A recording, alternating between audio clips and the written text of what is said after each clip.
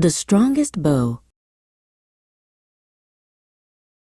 Man Hee walked beside his master, Jin.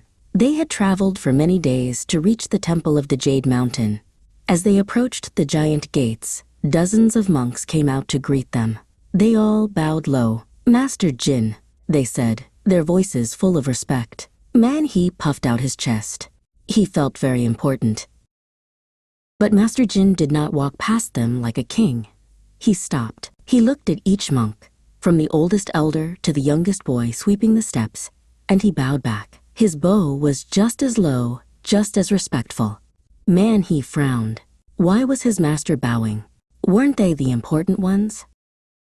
That evening, in the great dining hall, the head abbot showed Master Jin to a large, carved chair at the head of the table. "The seat of honor for our most respected guest," the abbot said. Man Hee smiled.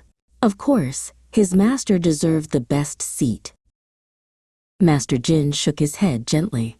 "Thank you, but this chair is too grand for me," he said. He pointed to a simple wooden stool among the other monks. "The best seat is the one where I can share a meal with my friends." He went and sat on the stool, leaving the big chair empty.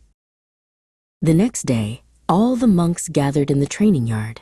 "Master Jin," one of them called out, "please show us the legendary Fist of the North Star technique." Man Hee held his breath. He had seen his master practice this move. It was fast and powerful like a lightning strike.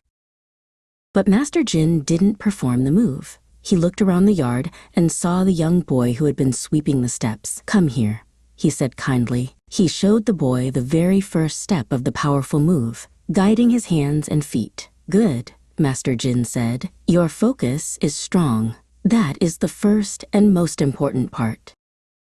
Man Hee couldn't understand. Later that day, as they sat in the temple garden, he finally asked, "Master Jin, everyone knows you are the greatest. They bow to you and give you the best seat. Why do you act so small?" Master Jin smiled and pointed to a giant, ancient tree in the garden.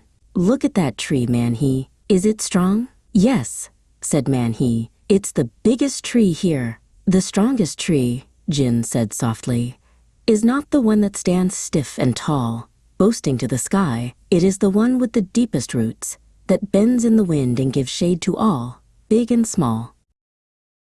He looked at Man Hee. "True strength is not about showing everyone how great you are. It is about being strong enough to be kind, to lift others up. When I bow, I see the strength in others. When I share a simple seat, I make a new friend. When I teach, I help another grow. That is humility." The next morning, it was time to leave. The young boy with the broom came to see them off. Remembering his master's words, Man Hee took a deep breath and bowed low to the boy.